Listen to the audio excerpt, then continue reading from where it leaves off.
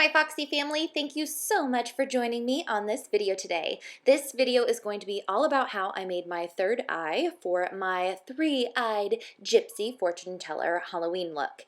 I wanted to share this with you guys. I'm no pro, I'm no expert, but with a little bit of creativity and some trial and error, I was able to make this little prosthetic that worked for me for Halloween. So I wanted to share this with you guys, and let's get started. I'm going to start off with my basic supplies, something to work on. I'm using aluminum foil just because I'm going to bake this, so I wanted it already on the aluminum foil. Let's just work smarter, not harder. And then I have some nail polish for painting the actual eyeball itself, and then this is going to be some Sculpey clay, which you can find really at any craft store. Also, Walmart carries it, and it's inexpensive, and you can use it for a ton of different things. This is liquid latex. We are going to create skin texture and actually create the prosthetic piece with this, and then something to apply it and help mold and shape your Sculpey clay. So now I'm going to take some of these Sculpey clay, and I am going to need to warm it in between my fingers and roll it around a bit before I'm able to really form it into anything. It starts out needing to be mixed and warmed with the heat from your hands. So I'm just squeezing it a little bit, and then we are going to start sculpting this into an eyeball.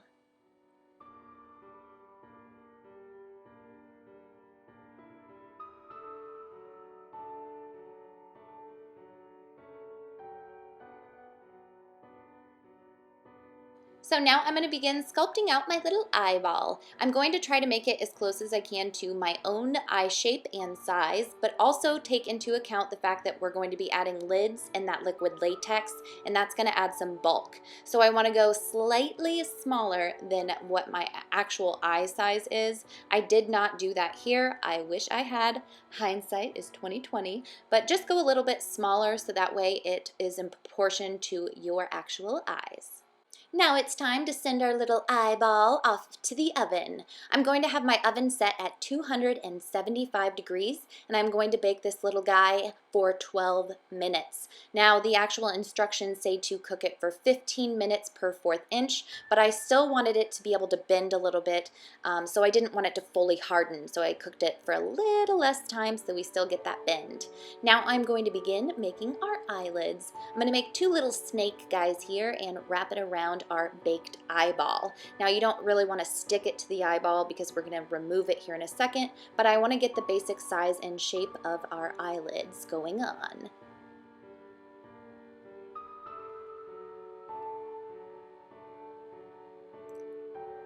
So now I am going to begin molding down one side of this Sculpey clay so that it sticks to the aluminum foil so that I'm able to lift the other side and pull our little eyeball right on out of there.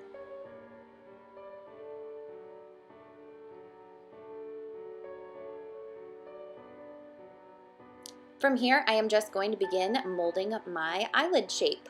And what you want to keep in mind here is making a waterline. So you just want to make sure that you leave a little bit of a lip on the inside where the eyeball is going to rest. This is going to allow you to apply eyelashes and eyeliner later on.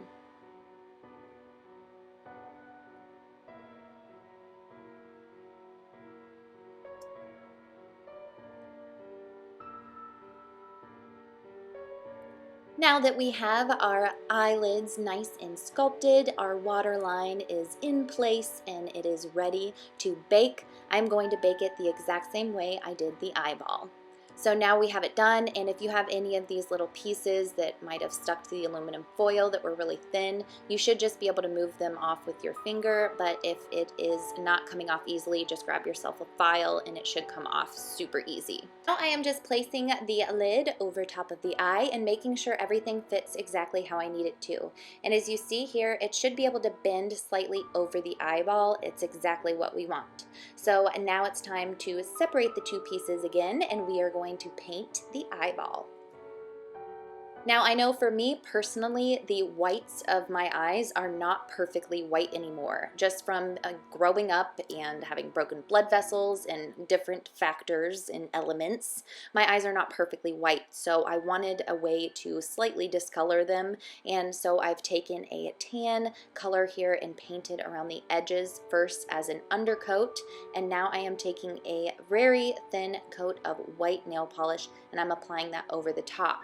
You should be able to see some of it seeping through, so it's not perfectly white.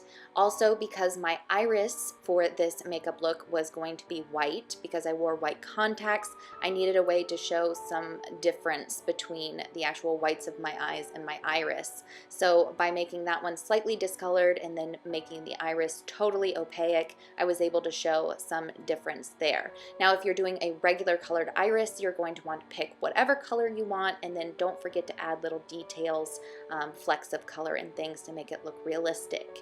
Now I am adding a little dot for our pupil, and I am going to apply a top coat so it looks nice and shiny like an eyeball, like it's slightly wet. And make sure your little pupil is completely dry, because I didn't, and it was a mess for a hot minute, but I got it under control. Now I am going to place the eyelids on top of the eyeball while the top coat is still slightly wet. This is going to act kind of like glue, and they're going to adhere to each other and make it a lot easier when applying our liquid latex. Now I'm going to begin layering on liquid latex. This is going to help give it that skin texture and really make it look more like an eyelid. So I am going to apply one layer, let that completely dry. If you don't have tons of time, grab yourself a blow dryer and you can help the drying process that way. And then I am going to add a second and a third layer. If you do the liquid latex too thin, it can tear easily, so I want to give it some substance and make it thick enough so that it is very easily peeled off the aluminum foil and applied to our skin. Now, because I am a total dingbat, I totally forgot to film me actually removing it and cutting it. So basically, after your third coat dries, what you're going to want to do is take some translucent powder over the top of it so that it is no longer sticky or tacky, and then you are going to want to slowly lift it off the aluminum foil. And that's basically it. You are now ready to apply it to the face and begin painting it or doing whatever it is that you want to do to it. To see what I have done with my little prosthetic eye, go ahead and hop on over to my video tutorial on this three-eyed fortune-telling gypsy. I hope that you guys enjoyed this. Thank you so much for watching my video, and I will see you in the next one. Bye!